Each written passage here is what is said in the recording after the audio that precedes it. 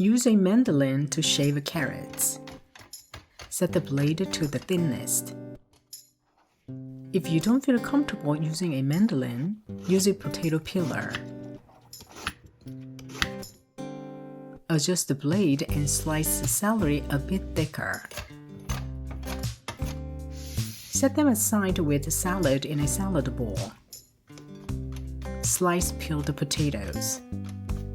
A peeled potato is slippery, so it's difficult to use the julienne option of a mandolin. So I slice potatoes with mandolin first, then slice them into matchsticks with a knife.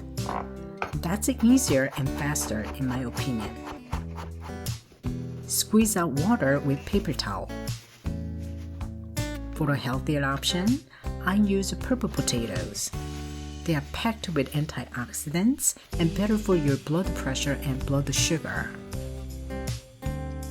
Drizzle oil and mix. Heat up a pan on medium. Put the potatoes carefully. Shape it into a circle quickly. Then, immediately drizzle oil generously. Hot oil will make this hash brown pancake extra crispy. Sprinkle salt and pepper. When potatoes become translucent and the potato pancake moves easily when you shake the pan, then it's ready. Tilt the pan a little and flip so that the hot oil won't splash at you. Look at that golden delicious. Do the same with purple potato pancakes. Set it aside on a plate lined with paper towel.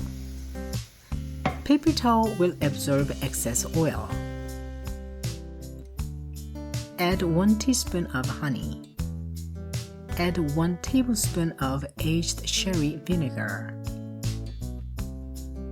Add a big pinch of salt and pepper and mix.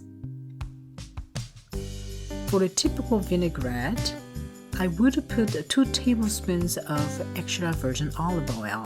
However, we are going to serve hash brown pancakes. I will skip the oil. Drizzle vinaigrette.